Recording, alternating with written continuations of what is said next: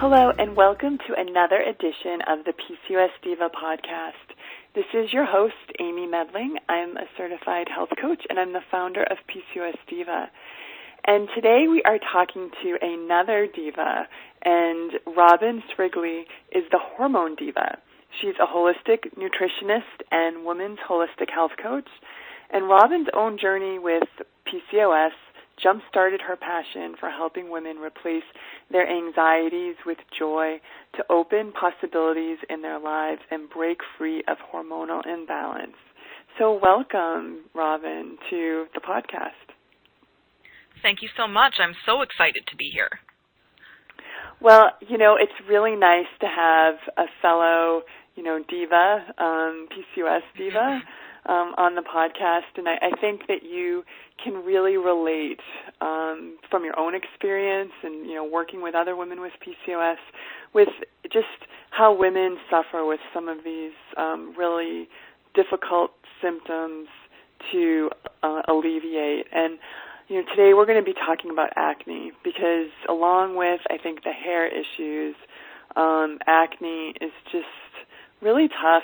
I think it takes, it kind of chips away at our self-esteem, and we just want some I guess remedies and tips and tricks, how to deal with this hormonal type of acne. So that's what we're going to be talking about today, and I'd love if you kind of share your background and your PCOS story and how maybe some of these symptoms like acne have kind of come into play for you, and then we'll talk about some of your solutions for us.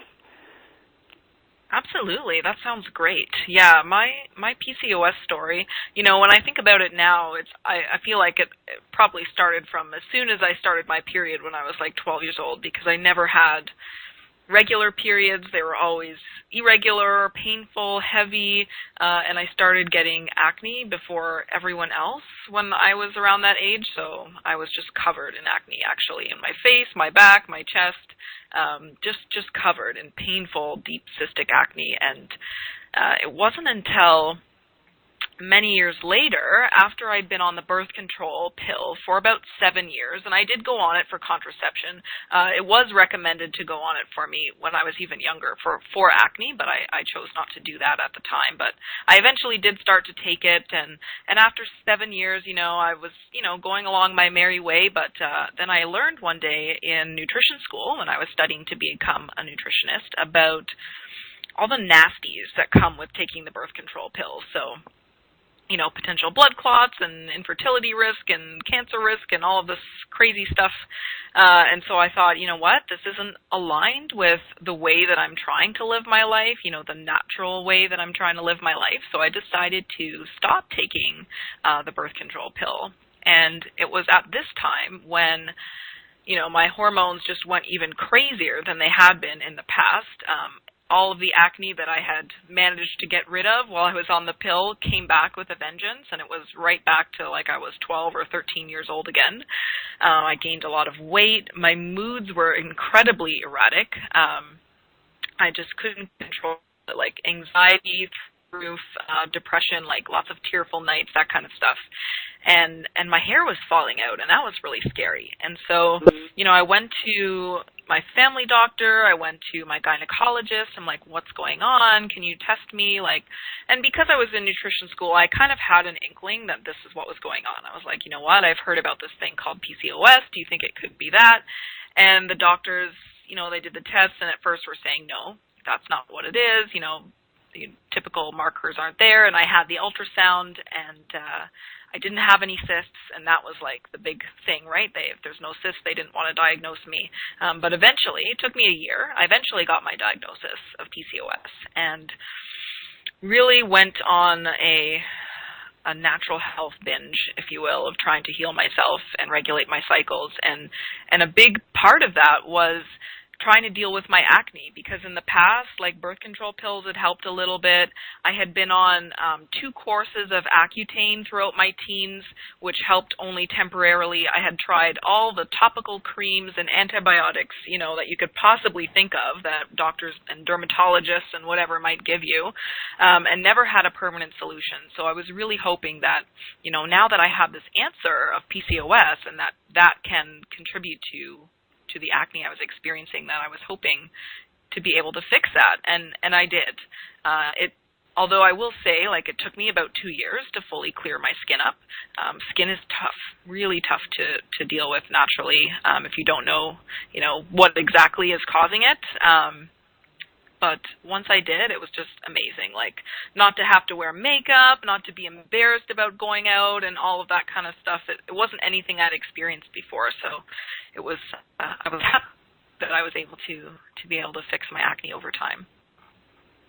Yeah, you know, I think your story, if so many people listening can resonate with that. You know, acne was not something that was one of the symptoms that I dealt with, but my sister did. My sister also has PCOS, and you know, just seeing her struggle, it's really just heartbreaking. But tell us, you know, give us kind of a background of, you know, what was going on hormonally. You know, we know that insulin and testosterone, androgens come into play. But kind of looking back, you can kind of, you know, be the Monday morning quarterback. You know, what was going on with your hormones? Yeah, for my personal hormones, it was definitely, insulin was a big contributor. I had always had imbalanced blood sugar. Now that I know what to call it, you know, what I was feeling even as a child, now I know it was insulin issues. And I think that really contributed a lot. And also, you know, the testosterone was a big one, because I also experienced the hair loss and some of the facial hair growth and stuff like that. And my tests for testosterone and DHEA, another androgen, were just off the charts. So I think that really contributed as well. But it really took almost an indirect approach, because the more that I worked on balancing my stress, and so therefore balancing things like cortisol, our stress hormone, that is actually when I noticed the most difference in my skin, interestingly enough. So I think that was kind of, you know, insulin can be put out of balance by imbalanced cortisol and stress hormones. So I think that was kind of one of the big underlying things for me in not being able to control my insulin and testosterone, was because of my imbalanced stress hormones.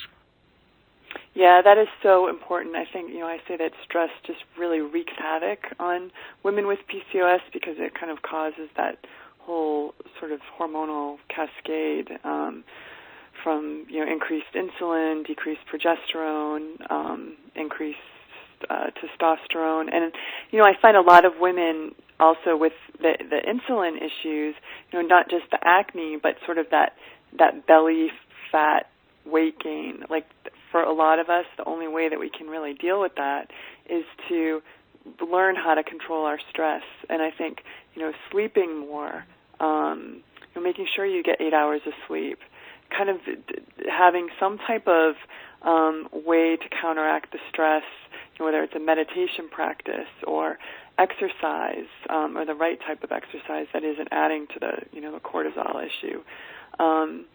And, you know, reducing sugar and diet. Now, did diet and changing your diet, you know, studying natural, holistic nutrition, did that really help to alleviate the acne problem for you? Yes, absolutely. Diet was a huge thing. Like, I was born, you know, starting right from the beginning, I was put on soy formula, which we know, you know, can contribute to crazy estrogen stuff happening. And then I grew up on a lot of fast food because both my parents worked, so there was a lot of McDonald's and sugary stuff that came in boxes and stuff. So, like, right from as soon as I was born, essentially, having all of that stuff in my body a lot. And I would crave it. Like, I used to wake up in the middle of the night and just want like a huge glass of juice. Like, it was just sugar, sugar, sugar everywhere. And so once I was able to kind of get that under control a little bit and have my blood sugar balance through my diet, so including a lot of fats. Once I learned about the good reasons why we need to include fats, because I did all those low-fat diets too, right? And, try to lose weight and count calories and do all of that kind of stuff, and it just makes things worse. But as I ate better and I had a lot more green veggies and healthy fats and good sources of protein, I definitely noticed a huge difference in my skin. And I see this time and again clinically as well with my clients. It's, self-care, reducing stress, and really paying attention to a blood sugar balancing diet, I think, are the two main factors when it comes to healing your skin from the inside out. So what about dairy? I know that I really do not recommend a lot of dairy for PCOS divas, and I think that a lot of people who have acne issues seem to eat a lot of dairy, and that it raises insulin, but then I think the hormones from dairy too. Was that something that you removed from your diet when your skin started to clear up? Interestingly, no. While I'm not, like you, a huge proponent of a lot of dairy in the diet, I still have it, sometimes, and it doesn't seem to, at this point, bother my skin. I find that more sugar, like processed sugar products, bother my skin more than the dairy. But for a lot of women, the dairy is really bad because it will, besides upsetting the insulin balance, which you just mentioned, it will also help to increase testosterone in your body as well. And a lot of people can't digest it, and so there goes your gut, right? And if your gut's poor, then you're going to have bad skin as well. So there's a couple, cons to using dairy as a food every day. And I agree with you. Like, a lot of them will have dairy a lot, and I find that it's almost like addicting sometimes. Like, they have cravings for it. Like, they just can't give up cheese or do these kind of things. But once you kind of get that insulin under control, it's a little bit easier to give up the dairy, I find. Yeah, and also, that casein protein in cheese can act kind of like an opiate. It's like a casomorphine, and acts like an opiate in our brain receptors. So it triggers those cravings. So, yeah, when people say they're addicted to cheese, biologically there really is something to that. And it is hard to give up cheese. But you had mentioned the gut. So tell us more about how, healing the gut and can help sort of heal your acne and give maybe some tips on gut healing. Absolutely. So it's really, really important to heal your gut when it comes to acne, or at least improve it. And you might not even think you have like gut issues, because gut issues don't always show up just in like diarrhea or constipation or stomach upset or any of that kind of stuff. Like, the symptoms can show up everywhere, especially on your face. And a lot of it comes down to one, not having a good bacterial balance, so not having enough of those beneficial bacteria, those probiotics that people have heard of these days. Having too many bad bacteria can really upset the balance. And there are so many, like trillions of bacteria in our body and in our gut. There's more of them than there are of us, our human cells. And so if they're upset, then things are just going to go crazy in our body. And they really help to modulate our immune system and our endocrine system. So it's really important to have a good balance there. So probiotics and fermented foods can be really, really helpful in bringing back that balance. And then the other aspect of, poor gut health and acne, what I find is poor absorption. So if you don't have enough stomach acid or enough digestive enzymes happening when you're eating food, then you're not going to be breaking it down, and you won't be absorbing all the wonderful nutrients and antioxidants and all of that good stuff that really help to keep our skin and our hormones in balance as well. So it's really important to kind of pay attention to these two things when it comes to healing the gut and helping with acne. I did mention like taking probiotics or fermented foods can be really helpful when you're trying to do the bacterial balance. And then there are things that you can do to heal your gut and help increase your stomach acid and increase your enzymes, and besides the fermented foods. And so some raw foods can be helpful with this, sprouts especially. Apple cider vinegar, raw, of course, unpasteurized, which is also really good for insulin balance, interestingly enough, can help heal your gut as well. It's got a lot of good enzymes in there and really helps with low stomach acid, and if you're not breaking down proteins and all of that good stuff as well. So even taking like a little bit of that before your meals can be helpful in healing the gut.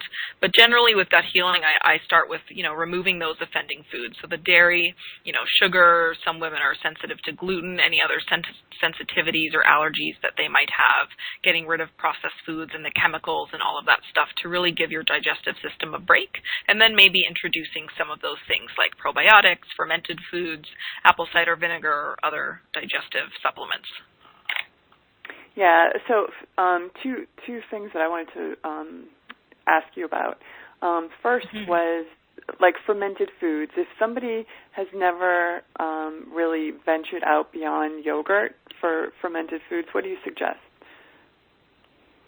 Well, there's just so many out there. I'm much a bigger fan of like not the drinkable ones, so not necessarily kombucha. Some people have problems with that, and it can maybe flare up some candida or yeast if you have that, but like edible ones. So sauerkraut is really good, and of course, when you're looking for these fermented foods, just as an aside, you want to make sure you're getting them in the refrigerated section so that you know they're truly fermented and they're not full of sugar and vinegar and stuff, because then you're not getting any probiotics at all, but just to watch out for that. But sauerkraut is really great also because, sauerkraut has cabbage, and cabbage helps to detoxify estrogen, which is a kind of double bonus for women with PCOS to use sauerkraut. Pickled beets, actual pickles like pickled cucumbers are awesome. Any kind of fermented food like that. Kefir or kefir, depending on how you want to say it, can be good. You can get that made out of coconut milk, so if you're not doing dairy, I find that one's usually pretty good. It's got a really nice variety of different probiotics in it, but anything at all that you can find like that. Like even yesterday I was at a Whole Foods and I found fermented like tomato salsa, like instead of the jarred type, and I'm very excited to give it a try. So there's like a whole bunch of different types of things that you can try. Kimchi as well, which is like an Asian kind of sauerkraut. It's a little bit spicy. So, just having a few things like that in your fridge can be helpful to just include with a couple of your meals throughout the day. Yeah, I actually take it sort of medicinally. I have it in my fridge, and my favorite brand, you can get it here in New Hampshire at Whole Foods. It's called Micro Mama's. I'm not sure if it's readily available across the U.S., but their sauerkraut I think is the best that I've tasted. I'm not a huge sauerkraut fan, but I take like a couple forkfuls every day, and think of it kind of like taking my probiotic. It's sort of like a medicinal. So yeah, sauerkraut I think is a great place to start.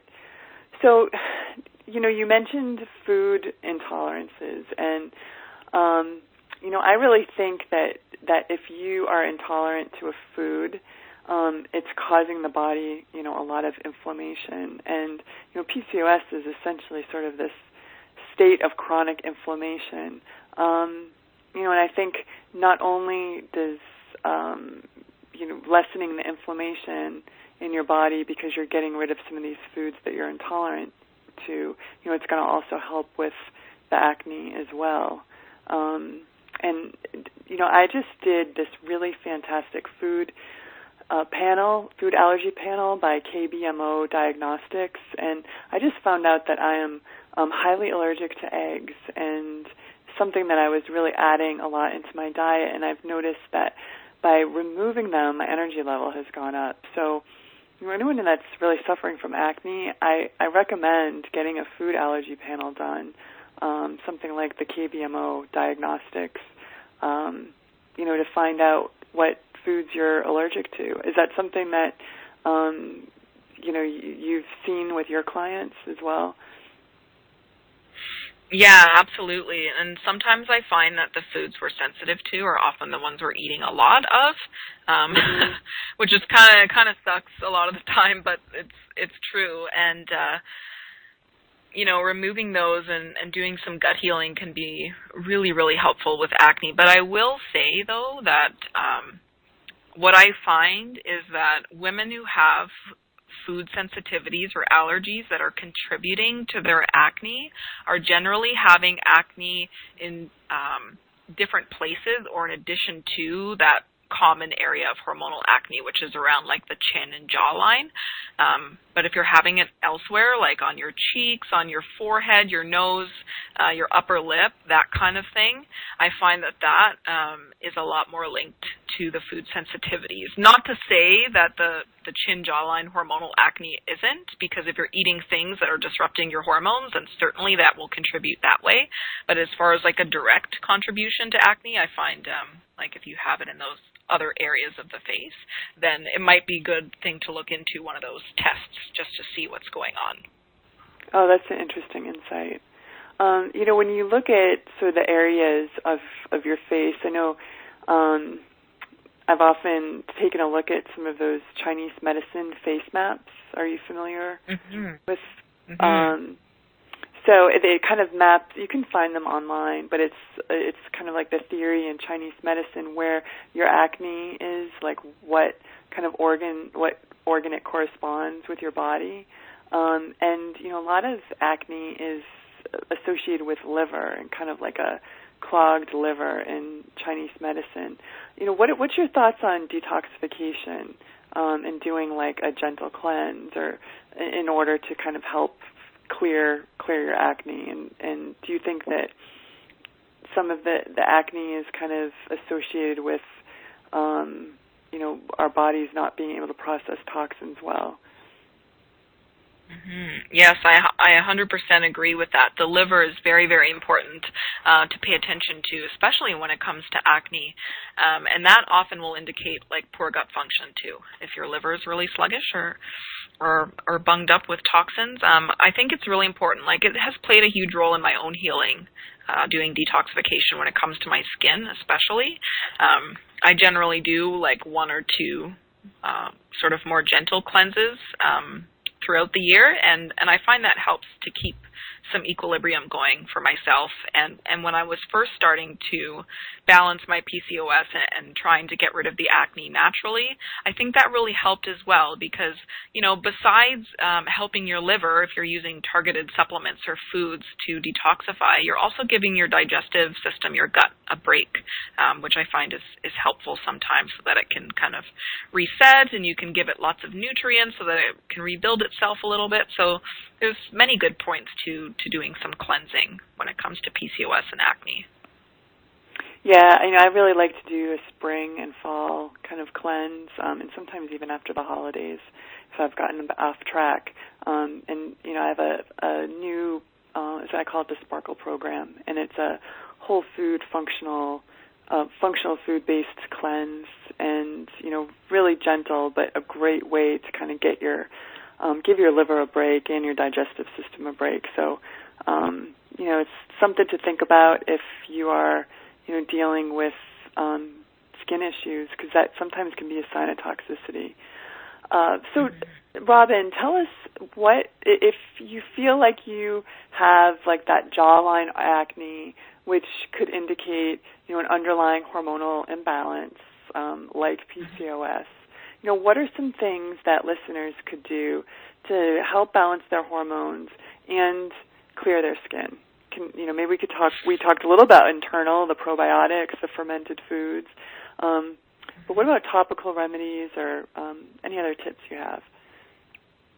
For sure. So yeah, all of the basics that we've talked about are really important. So managing your stress, making sure you're getting a blood sugar balancing diet with good amounts of protein and fat and fiber, and doing anything else that you can internally, like fixing your gut, probiotics, all of that good stuff. When it comes to topical, and I know this is important because a lot of women strictly do topical for their skin, and we kind of have that mindset of, treating the symptom right there, but internal is just as important as topical. But when it comes to topical, of course, it's really important to avoid any kind of harsh chemicals or cleansers products with like soap or weird like stuff that's going to strip the natural oils from your skin, because you don't want to do that either, right? You need that protection on your skin so you don't have more bacteria and stuff growing on there that might contribute to your acne a little bit. So going as natural as possible is really great. And what I usually like to recommend for women who are just starting into this, changing over from their chemical-based products into something more natural, is something that I use myself, and it has just made the biggest difference in the texture and the look of my skin. I use it as a cleanser, but you could also use it like once a week as a mask if you leave it on longer. And it's simply a mix of ground cinnamon powder and honey, unpasteurized raw honey, local if you can get it. And that's it. You mix the two together and you just kind of rub that on your face. It's got a very gentle exfoliating action, so you don't need to press too hard with your fingers. And both the cinnamon and honey have a lot of good benefits for them in terms of improving acne and reducing any pathogens that might be on the skin, but without stripping the beautiful natural oils that you need on your skin as well. So I think that can be a really, really good starting point. And like I said, that can be used daily as a cleanser, massaged gently and then rinsed, or, you leave it on for 10 or 15 minutes once a week as a nice acne fighting mask. Oh, that's great. I'm going to try that this week for sure. So what about spot treatment? Do you subscribe to like salicylic acid, or what would you use to kind of treat what you already have? For sure. So I find that some of the spot treatments work and some don't. I get asked a lot about tea tree oil and how, whether that would be good as a spot treatment. And in theory, yes, because it has all the properties that you'd want. But what I found with most of my clients is that it either doesn't really do anything, or maybe it does, but it also causes more like redness or even burning on the skin because it is very concentrated. So, it might be worth a try, but again, it might not work. My favorite thing right now for spot treatment is a product by a company called Yonka. That's Yonka. It's available online. I get it locally here as well. I think they're out of France or something. And they have a product called, which one is it? The Juvenile Serum. And that is their version of a spot treatment. And I have been using this now for probably nearly a year on little spots that I get. And it's just been amazing. It's natural. They use a lot of essential oils in their formulas. So it's a lot more gentle than some of the, drugstore products that you might be buying. But that doesn't mean that it's any less effective. So I really like the Juvenile Serum by Yonka for a spot treatment. Do you use their other products for cleansers, or are you just kind of cleansing with the honey mask? Yeah, I've never used any of their cleansers. All I use is the cinnamon and honey to wash my face. That's it. I have used one of their other products, which is called Cream 15. So it's more of a cream that you'd put all over your face or your back or your chest, wherever the acne is happening, to help reduce it. So the Juvenile is more of like your spot treatment, or a little bit more strong in its action. And then the Cream 15 I found really beneficial, just as an all-over kind of face cream, acne fighting cream after cleansing. Oh, we're losing you, Robyn.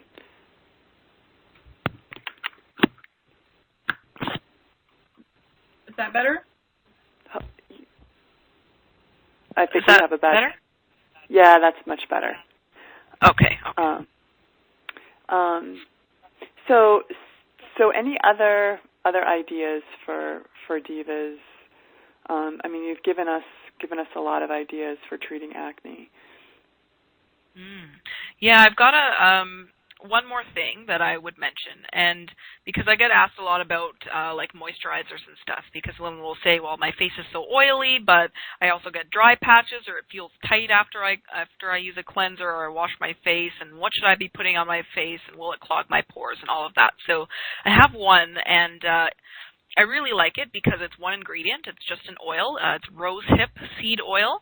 And I really like this as a moisturizer for the skin because it's not complicated. It's just the one thing. There's no weird chemicals. And also it's a very, very light oil. So it's not going to clog your pores. It's not going to make your face super oily like an oil slick for the rest of the day because you've put oil on your face or anything like that. And it's got some nice nutrients in there too. So if you're looking for a really light, something to put on your face just after your cleansing, to help maybe even put a nicer base before you put your makeup on so it goes on really smoothly, I like rosehip seed oil. Oh, that's interesting. So a far cry from the Accutane and antibiotics that you were using earlier. Yes, absolutely. So you also work with women that deal with endometriosis and PMS, and maybe you could tell us a little bit about your practice and how people can learn more about what you do. Absolutely. So I work with women one-on-one through private coaching and through my online program, the 21-Day Happy Hormones Diet, which the aim of that is to help women determine what they should be eating and how they should be eating and how they can really include healthy amounts of self-care in their lifestyle to create happy hormones. And both of those are available. You can check it out on my website, but I would love to invite the women who are listening to connect with me, join my community, and they can do that with this challenge that I've just released, and it's called the 7-Day Happy Hormones Challenge, and it's basically back to basics. Every day you'll just get one new healthy habit to include in your life that will bring you towards the happy hormones that you're trying to achieve, and they can find me and they can find the challenge all at www.thehormonediva.com/challenge. Great, and we will post that link at the bottom of the podcast. So thank you so much, Robyn, for joining us and sharing your experience dealing with PCOS, hormonal acne. I know that what we've learned from you today is really going to help a lot of divas. Oh, that's awesome. Thank you so much for having me. I've really enjoyed being here. Well, and thank you, everyone, for listening. And I think that this is podcast number 49. So there's lots more interviews with experts on iTunes, or you can access them from my site, PCOSDiva.com. Well, I enjoyed being with you today, and I look forward to joining you again on the podcast soon. Bye-bye.